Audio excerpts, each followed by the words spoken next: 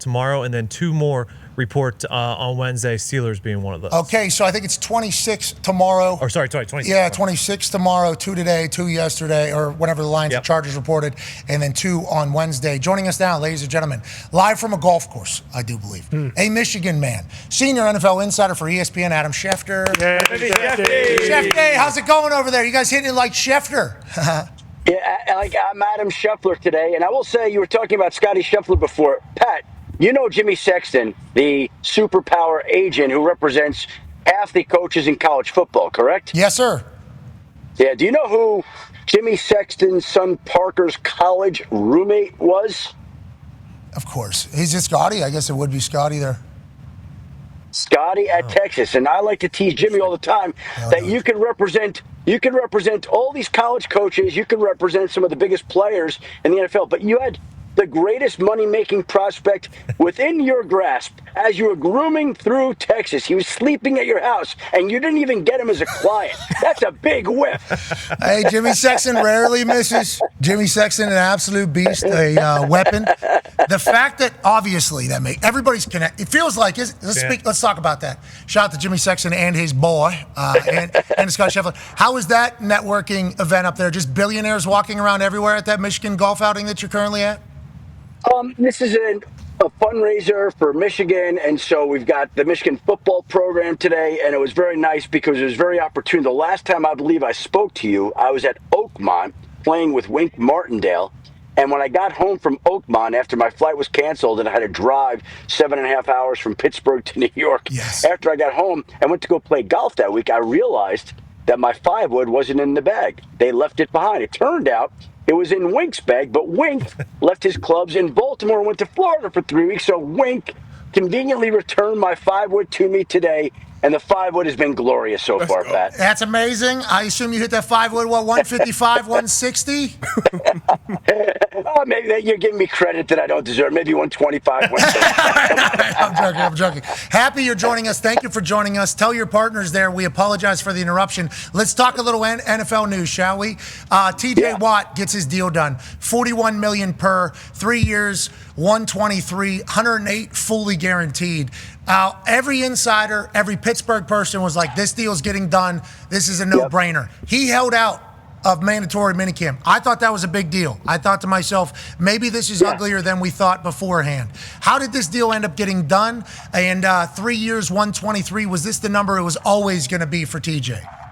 Well, I think the issue really, when they were sitting down and talking, was length. I think the Steelers would have preferred a shorter-term deal, and T.J. Watt would have wanted a longer-term deal, and they always were going to re-sign him, as we talked about. The fact of the matter was, I think it's very convenient for a lot of these guys to take a stand in that mandatory minicamp going in, whether it was T.J. Watt or Trey Hendrickson or Terry McLaurin or some of the players who didn't show up and incurred over $107,000 of fines that is collected and mandated by the collective bargaining agreement. You basically say, okay, I'm going to make a $107,000 statement to my team that I'm not happy with where the talks are at. And as you go into the summer, if you're getting the deal that TJ Watt gets done eventually, what is $107,000? And even at the end, the agent can say, hey, I need you to throw in $107,000 more to cover the fines. And it was pretty incredible because TJ Watt has 108 sacks in his career, and the guaranteed money was $108 million. And I asked, was that coincidental? Did we know?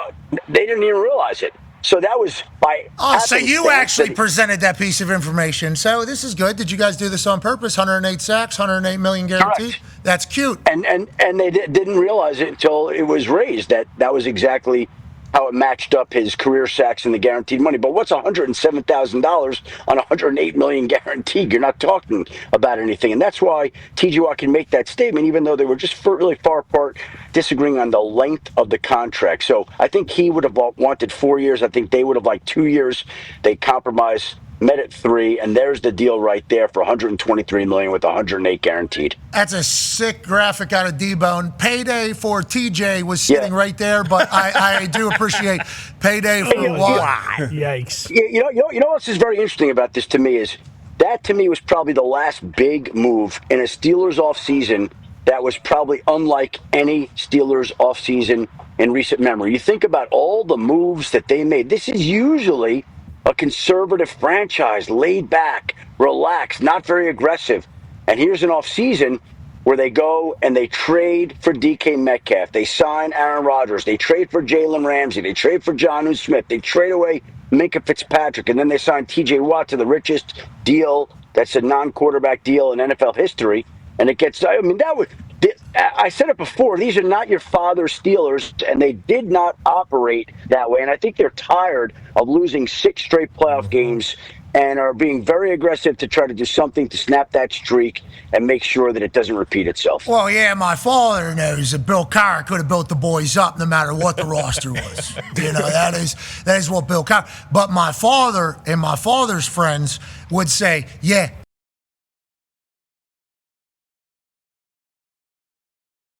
is pumped about this, but expectations now are only one thing. Yep. Here we go.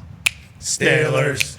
Here we go. Pittsburgh's gotta go to Super Bowl. There they go. Good luck, boys. Congrats to Con, too, getting all those deals done. We are very proud of them. Speak about another deal, especially for a pass rusher. George Karlaftis gets his deal done. Congratulations to him. Obviously, the Chiefs have been making moves. Quarterback tacklers have gotten paid. Obviously, in this world that we're in, disrupting the quarterback is a massive ordeal. A lot of people are saying you need 4 number 1 overall type picks on the D-line. D-line seemingly becoming a place of interest for all teams. Not that it hasn't been in the past, but a lot more money going there. Karlaftis is a beast. 7 sacks in the last 2 postseasons, which is all 7 games, most in the NFL. 23 pressures, 7 games, most in the NFL. 15 quarterbacks hit, 7 games, most in the NFL. So this guy, whenever the lights are the brightest, shows up, he gets paid. Now, let's move to another quarterback tackler that is obviously sitting on deck. Go ahead, D-Bud. Yeah, we got an elite pass rusher out in Dallas. Micah Parsons set to play on his 5th-year option. I believe it's around $24 million. And with these new deals getting done, Myles Garrett, now TJ getting his done. What's the latest with Micah? The Cowboys are slow playing it again. Surprise, surprise. And they had not been in any rush. Now, Mike is going to go to camp, and Mike is going to be there, and Mike is going to do what Micah does.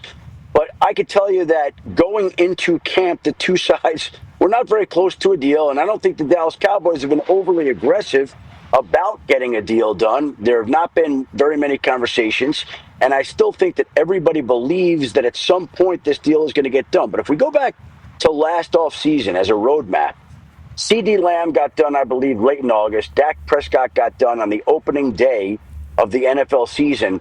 And we'll see when they can get something done with CD Lamb, with Micah Parsons, who they want to get done, obviously.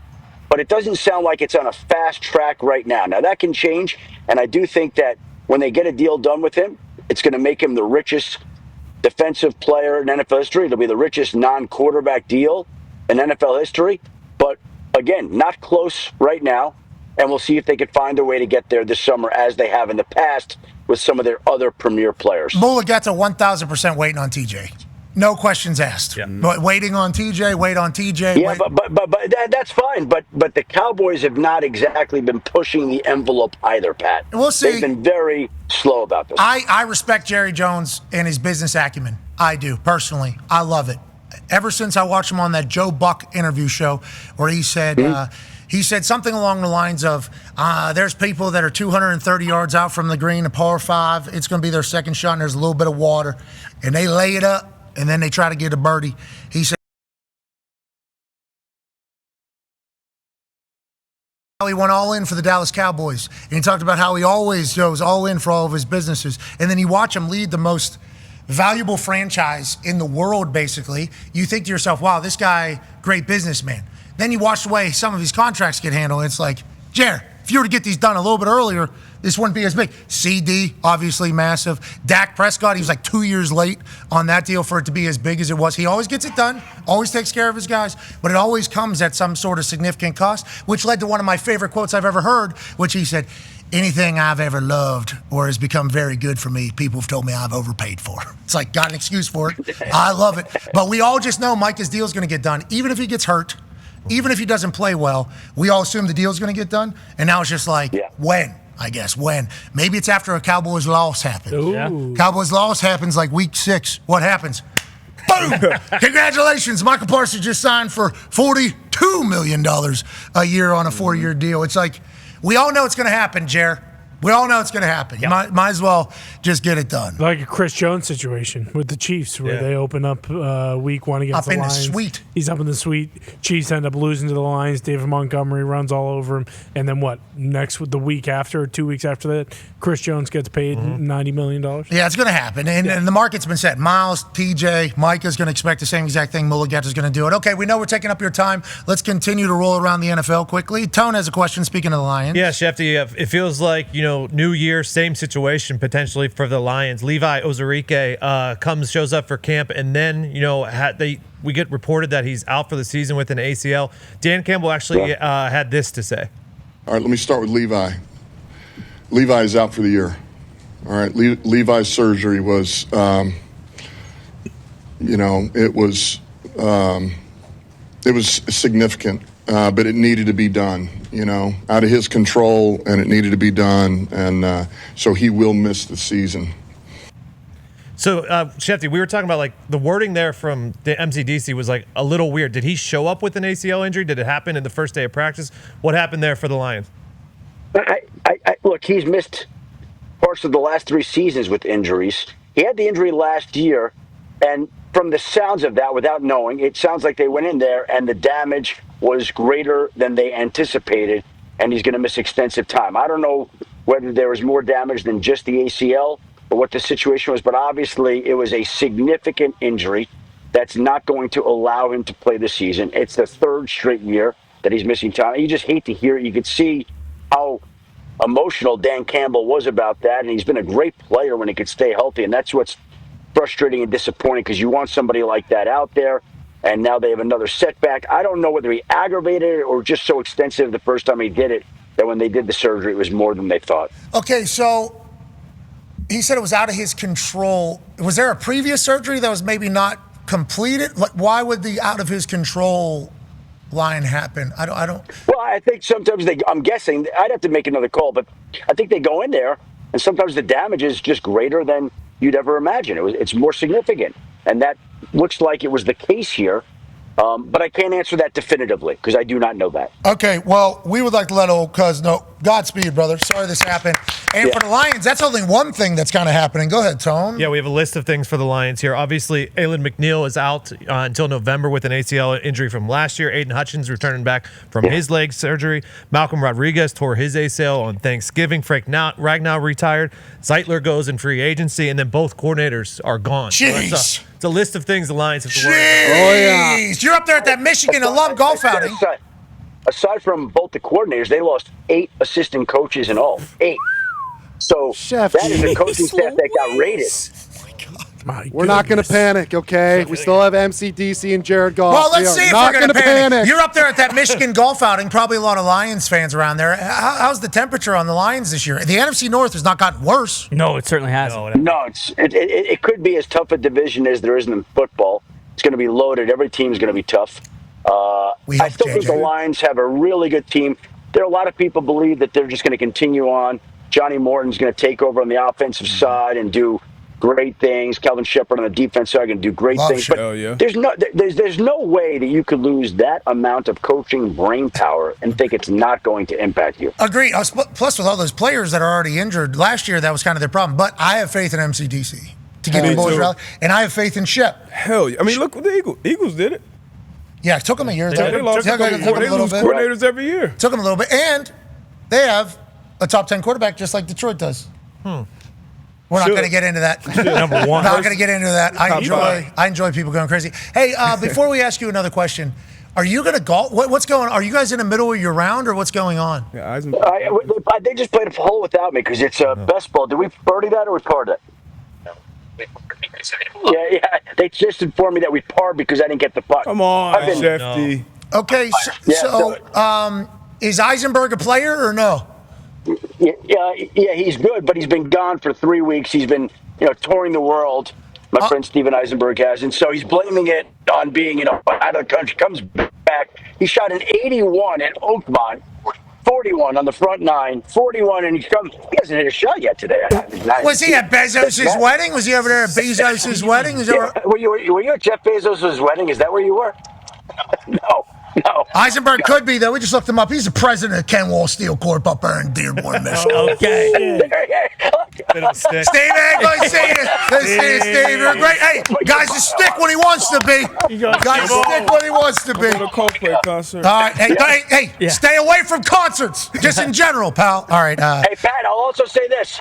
Being that we started on agent work, and we're going to end on agent work here, all I know is that I flew in. I was supposed to do a post-round roundtable with Desmond Howard and Kirk Herbstreit, talking all about Michigan football because Herbie's son goes to Michigan. Herbie's come over to the right side. It's great to see. He's now a Michigan fan. We love to see him being part of the Michigan family. So I was going to do this thing. I showed up today because I was told Desmond Howard's here, Kirk Herbstreit's here, and I'm going to be doing this discussion with them, the three of us. I get here, and Kirk Herbstreit is not here.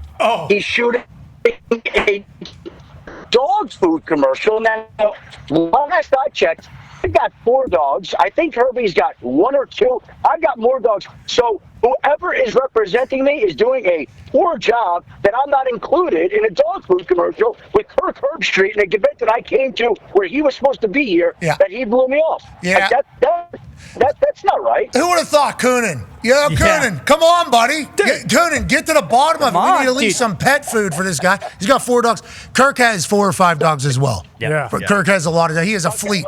He has a fleet of these They're all The the most same. famous dog in the country. Yeah, and Peter is also one of them. Maybe you need to do a little Peterizing of one of your dogs. Sure. Because Peter, dog. I gotta start taking my dogs to Sunday Countdown. The oldest one is 19 and is blind, and she can't hear, and she goes to the bathroom everywhere. So I don't think Greenie will mind.